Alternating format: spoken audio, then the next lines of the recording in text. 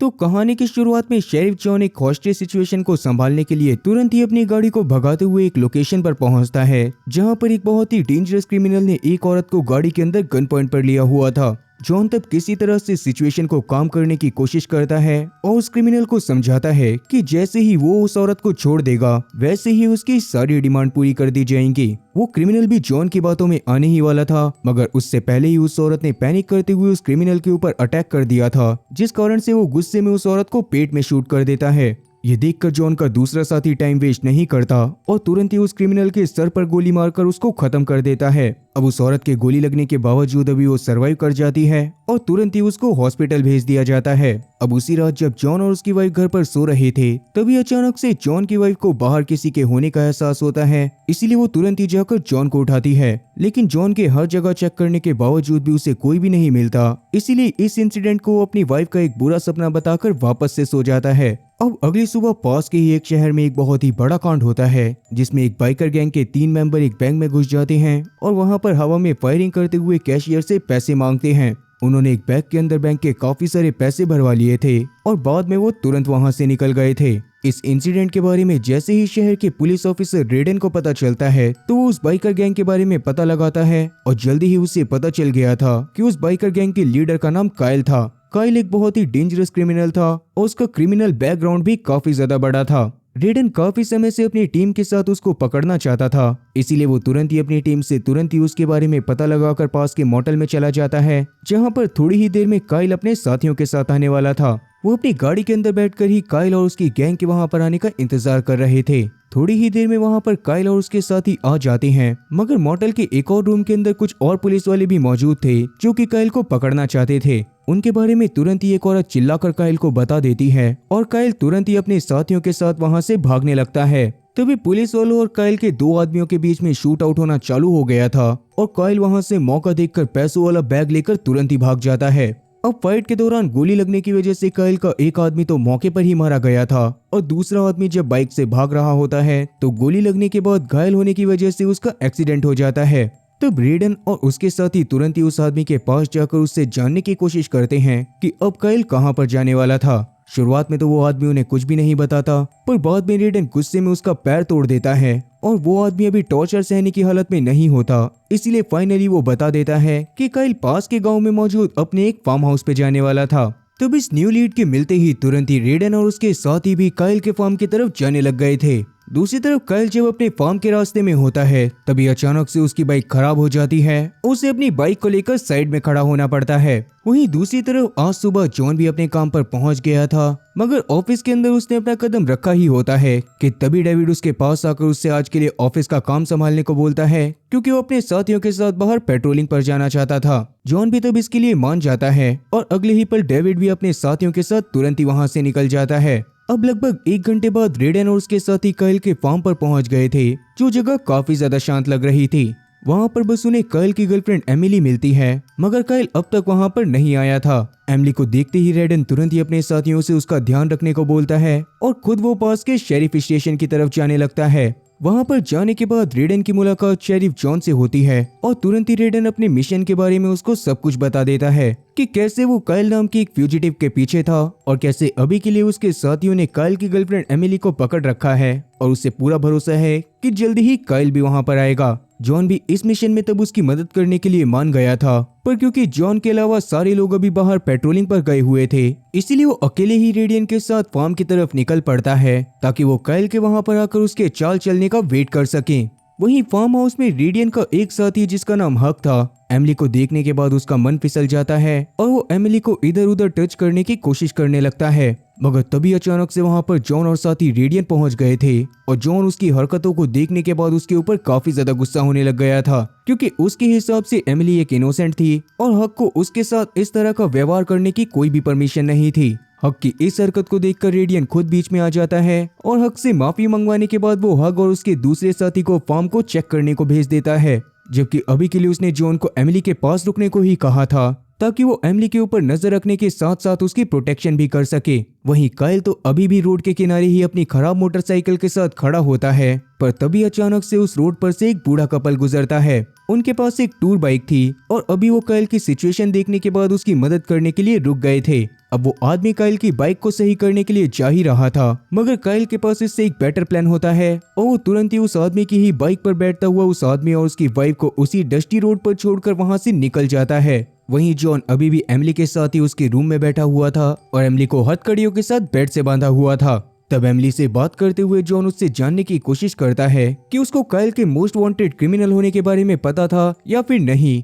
इस पर एमिली काफी ज्यादा कंफ्यूज हो गई थी, क्योंकि उसके हिसाब से उसको बस इतना ही पता होता है कि काइल एक लोकल बाइक गैंग का लीडर था। उसकी बातों को सुनने के बाद जॉन भी पूरी तरह से शांत हो गया था और कहीं ना कहीं जॉन को समझ आ रहा था कि एमिली उसको शुक्रिया बोलना चाहती है, क्योंकि हक जैसे दरिंदे से जॉन ने एमिली की जान बचाई थी। जॉन भी तब हंसते हुए उसको अश्योरेंस देता है कि जब तक वो उसके पास है तब तक वो पूरी तरह से सेफ रहेगी और कोई भी उसको हार्म करने की कोशिश नहीं करेगा। मगर साथ ही वो माफी भी मांगता है, क्योंकि जब तक काइल सरेंडर नहीं कर देता तब तक वो लोग एमिली को अपनी हिरासत में रखने वाले थे। तभी अचानक से जॉन का फोन बजता है और वो एमिली को अकेले ही रूम में छोड़कर बाहर चला जाता है। मगर अब वो अंदर आ ही रहा था, मगर तभी अचानक से उसको एक बाइक की आवाज आती है। काइल अब फार्म के पास पहुंचने वाला था, जिसको देखते साथ ही तुरंत ही जॉन अंदर जाकर रेडियन और उसके साथियों को होश में लेकर आता है। वो लोग भी अब काइल को पकड़ने के लिए पूरी तरह से तैयार थे, मगर तभी अचानक से काइल बिना उन्हें देखे ही अपनी बाइक को घुमाता है और वहां से निकल जाता है। रेडियन तब एमिली से जानने की कोशिश करता है कि काइल अब कहां पर गया होगा, मगर एमिली के हिसाब से काइल वहां पर अब जल्दी ही एक बहुत ही बड़ी गैंग को लेकर आने वाला था,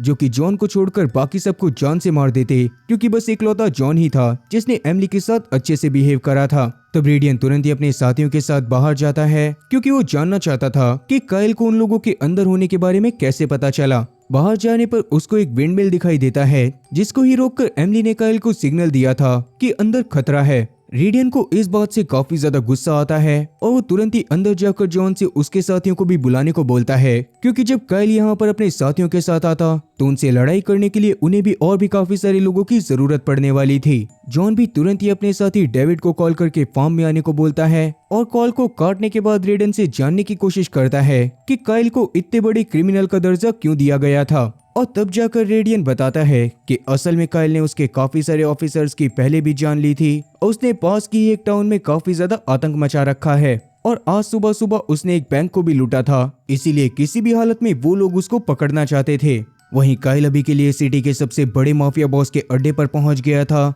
जहां पर जाने के बाद उसकी मुलाकात माफिया के आदमियों से होती है, जो कि उसके वहां पर आने का रीजन पूछने लगते हैं। मगर काइल रीजन के बारे में माफिया के बॉस को ही बताने वाला था। उसके बावजूद वो लोग काइल को माफिया बॉस से मिलने नहीं देते और उसको परेशान करते हुए उल्टा उसका मजाक भी बनाते हैं। तब काइल और उन लोगों में एक बहुत ही खतरनाक लड़ाई होने लगती है, पर तब तक वहां पर माफिया बॉस आ जाता है और वो बस एक आवाज में सभी लोगों को शांत करवा देता है। तब वो खुद भी काइल से उसके वहां पर आने का कारण पूछता है और काइल भी तुरंत ही उसको सारी सिचुएशन के बारे में बता देता है कि किस तरह से पुलिस वाले उसके पीछे पड़े हुए थे और अभी के लिए उसके फार्म में उन्होंने उसकी वाइफ को हॉस्टेज बना लिया है और वो उसके वहां पर जाने का वेट कर रहे हैं। अब अभी के लिए अगर वो माफिया पुलिस वालों को मारने में काइल की मदद करता तो बैंक से लूटे गए सारे पैसे काइल उसे दे देता और साथ ही वो पूरी जिंदगी उसके लिए काम करता। तो माफिया बॉस थोड़ी देर सोचने के बाद इसके लिए मान जाता है और अपने कुछ बेस्ट आदमियों को काइल के साथ उसकी मदद करने के लिए उसके फार्म की तरफ भेज देता है। वहीं फार्म में जॉन अभी भी एमिली के साथ बैठा हुआ था और वो एमिली की हरकत की वजह से उस पर काफी ज्यादा नाराज था, मगर एमिली के हिसाब से अभी उसे रेडियन की बातों पर पूरी तरह से भरोसा नहीं होता और उसके लिए काइल अभी भी काफी ज्यादा अच्छा था। तो वो जॉन से उसको बाथरूम ले जाने की डिमांड करती है, जिस पर जॉन मान तो गया था, मगर वो एमिली के ऊपर नजर रख रहा था ताकि एमिली वहां से भाग ना जाए। इसके बाद जब एमिली बाथरूम से बाहर आती है तो एमिली को रेडियन के दूसरे साथी ब्रेंडन के हवाले छोड़ता है और खुद बाहर जाकर रेडियन से बातें करने लगता है। अब ब्रेंडन को ऐसा लग रहा था कि एमिली भी काइल के साथ ही मिली हुई है और अभी बस वो मासूम बनने का दिखावा कर रही है, इसीलिए वो एमिली को काफी ज्यादा बुरा भला बोलता है और ये चीज एमिली को पसंद नहीं आती, इसीलिए वो तुरंत ही गुस्से में ब्रेंडन के ऊपर अटैक कर देती है। मगर उसके ज्यादा कुछ करने से पहले ही वहां पर हक पहुंच गया था, जो कि गुस्से में एमिली को उसके गले से पकड़कर उसे टॉर्चर करने लगता है। चिल्लाने की आवाजें सुनकर तुरंत ही जॉन भागता हुआ अंदर आता है और बिना डरे हक को तुरंत ही एमिली से दूर हटने को बोलता है, मगर हक ने गुस्से में उल्टा जॉन के ऊपर ही गन तान दी थी और उसे इस मैटर से दूर रहने को बोला था।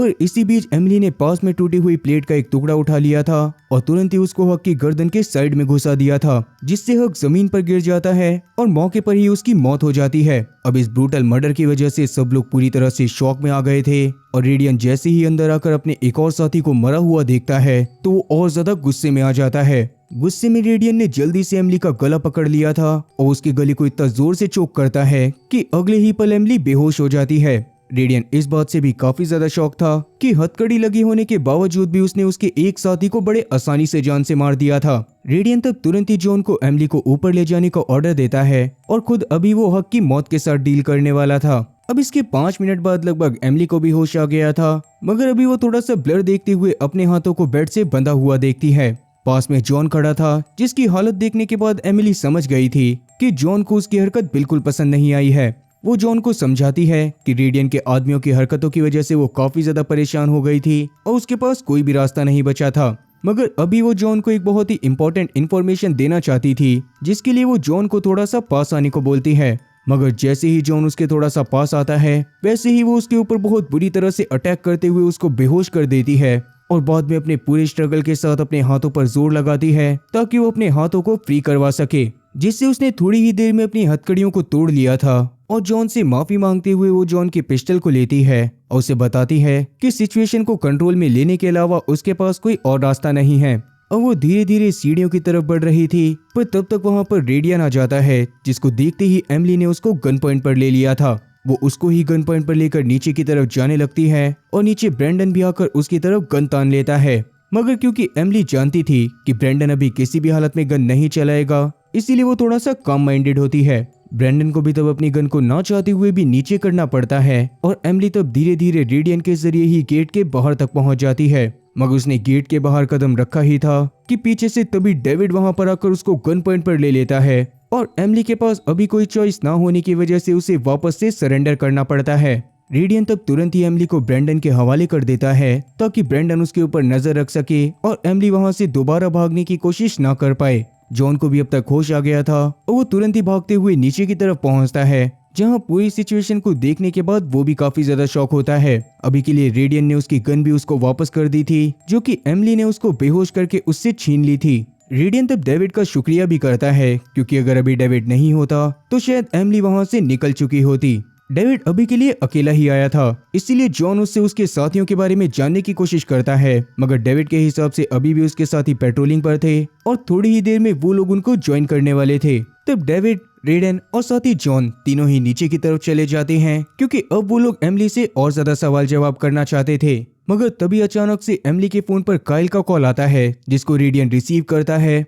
काइल तब उन लोगों को तैयार रहने को बोलता है, क्योंकि वो जल्द ही अपने साथियों के साथ फार्म पर आने वाला था। रेडियन भी आज होने वाली लड़ाई का बेसब्री से इंतजार कर रहा था, इसीलिए वो भी काइल को उल्टा धमकी देने के बाद कॉल को काट देता है। तभी अचानक से फार्म के बाहर एक गाड़ी आ गई थी, जिसको देखकर सबको यही लग रहा था कि शायद उसमें काइल आया होगा, लेकिन असल में वो लोग कुछ लोकल हंटर्स थे जो कि डेविड के साथी थे और डेविड ने ही उनको वहां पर अपनी मदद करने के लिए बुलाया था। जॉन तब तुरंत ही डेविड से गुस्से में जानने की कोशिश करता है कि वो नॉर्मल सिविलियंस को इस केस में इन्वॉल्व क्यों कर रहा था और उसके साथी कहां पर हैं। लेकिन जॉन के हिसाब से वो लोग काफी ज्यादा प्रोफेशनल हंटर थे और उनके इस केस में काफी ज्यादा मदद कर सकते थे। और रही उसके साथियों की बात, तो अभी के लिए उनके पास एक दूसरा केस था और इसीलिए वो उनके पास नहीं आ सकते थे। आगे जॉन के कुछ बोलने से पहले ही रेडियन बीच में आ गया था और वो जॉन को समझाता है कि ऐसी सिचुएशन में उन्हें काफी ज्यादा शार्प रहने की जरूरत थी और इसीलिए ऐसे हंटर्स की उन्हें जरूरत पड़ सकती थी। जॉन भी तब इस पर मान जाता है और रेडियन तुरंत ही उन तीनों हंटर्स को ब्रेंडन के साथ आसपास के एरिया को चेकआउट करने को भेज देता है।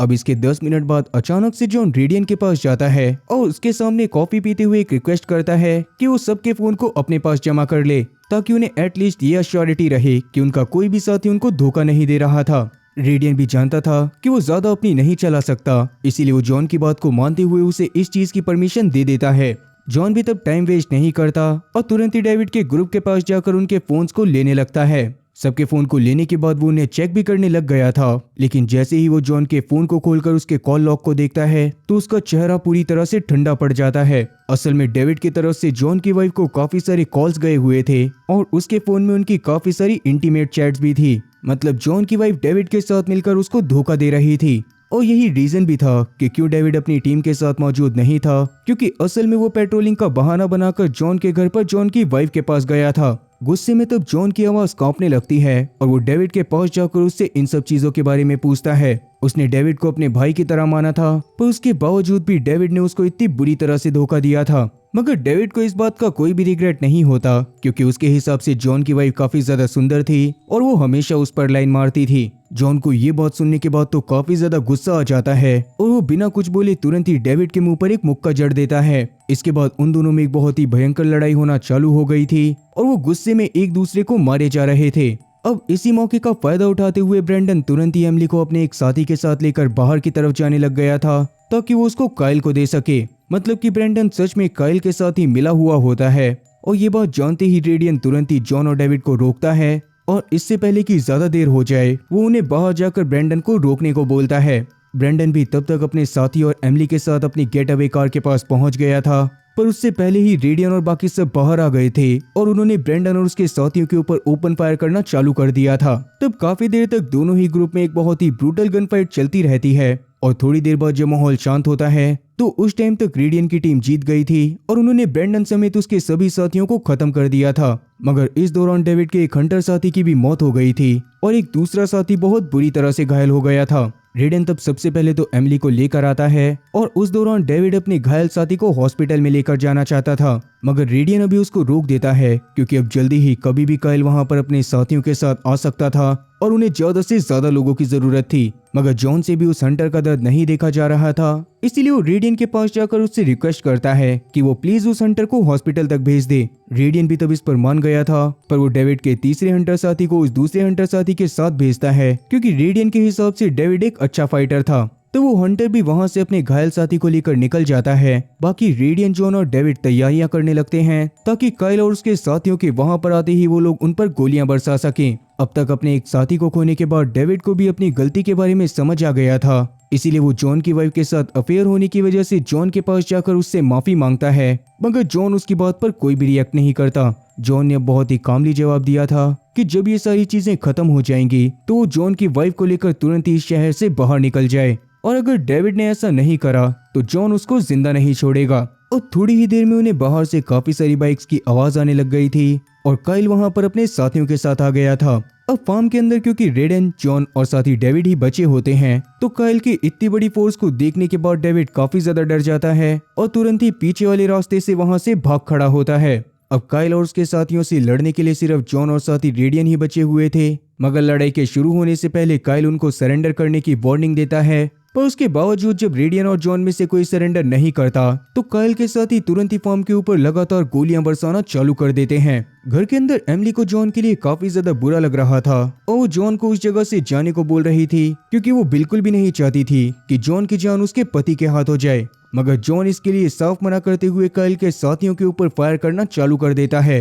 अब काफी देर लड़ाई चलने के बाद काइल के दो साथी किसी तरह से घर में आने में कामयाब हो गए थे, मगर रेडियन और जॉन जल्दी ही उन लोगों को जान से मारने में कामयाब हो जाते हैं। उन्होंने धीरे धीरे करके काइल के ज्यादातर साथियों को जान से मार दिया था और थोड़ी देर बाद रेडियन जॉन को उसको कवर देने को बोलता है, ताकि पास के शेड के अंदर जाकर रेडियन डायरेक्ट काइल से मुकाबला कर सके। अब जॉन के भी कंधे पर एक गोली लग चुकी थी, इसीलिए उसे भी काइल के लोगों को खत्म करने में काफी ज्यादा दिक्कत आ रही होती है, मगर वो बिल्कुल भी नहीं घबराता और लगातार उनसे लड़ाई करता रहता है। एमिली को भी उसकी हालत देखने के बाद उसके ऊपर काफी ज्यादा तरस आ रहा था, और क्योंकि पहले के टाइम पर उसने जॉन को धोखा दिया था, इसीलिए वो उसकी मदद करने का डिसाइड करती है। वो जॉन से उसको फ्री करने की डिमांड करती है और बदले में वो उसकी बहुत अच्छे से मदद करने वाली थी। शुरू में तो जॉन उसके ऊपर भरोसा नहीं करता, मगर फाइनली एक बार फिर से वो उसके ऊपर भरोसा करके उसको फ्री कर देता है, और फ्री होते ही तुरंत ही एमिली ने काइल के लोगों को जान से मारना चालू कर दिया था। तो वो एक एक करके साथ मिलकर काइल के सारे आदमियों को जान से मार देते हैं,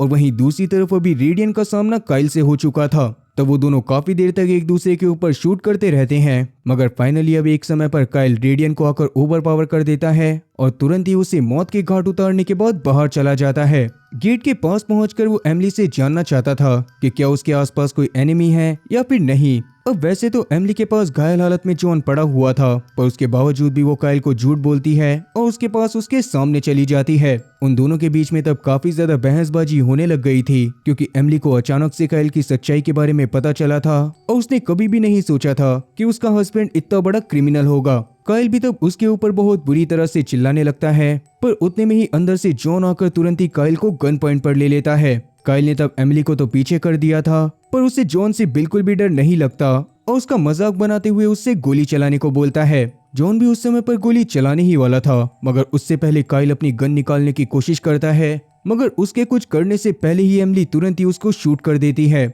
जिससे अब फाइनली काइल की भी जान जाने लग गई थी और तब एमिली उसको जल्दी से जाकर हक करती है। अब जैसे जैसे काइल की जान निकल रही थी, वैसे वैसे एमिली का प्यार उसके ऊपर बुरी तरह से उमड़ रहा था। अब वैसे उसे काइल की हरकतों के बारे में पता तो होता है, मगर उसके बावजूद भी अभी उसकी फीलिंग्स पूरी तरह से काइल के लिए खत्म नहीं हुई थी। उसे काइल को जॉन से बस इसी वजह से मारना पड़ा था, क्योंकि थोड़ी देर पहले उसने जॉन से वादा करा था कि वो जॉन को किसी भी हालत में प्रोटेक्ट करेगी। काइल के मरने के बाद वो बहुत जोर जोर से रोने लगती है, मगर तब जॉन आकर उसके पास उसको संभालता है और अपनी बीवी को छोड़कर अब हमेशा के लिए उसके साथ रहने का डिसाइड करता है। अब वैसे आप लोगों के हिसाब से एमिली ने गलत या सही जो भी करा, कमेंट सेक्शन में इस बारे में जरूर बताना। बाकी इसी के साथ ये कहानी यहीं पर खत्म होती है और उम्मीद है कि एक्सप्लेनेशन पसंद आई होगी। अगर एक्सप्लेनेशन पसंद आई हो तो चैनल को सब्सक्राइब करना और बेल नोटिफिकेशन को ऑल पर सिलेक्ट करना और वीडियो को भी लाइक करना। मैं ऐसी ही और मजेदार एक्सप्लेनेशन वीडियोस लेकर आता रहूंगा। तब तक के लिए टाटा और गुड बाय।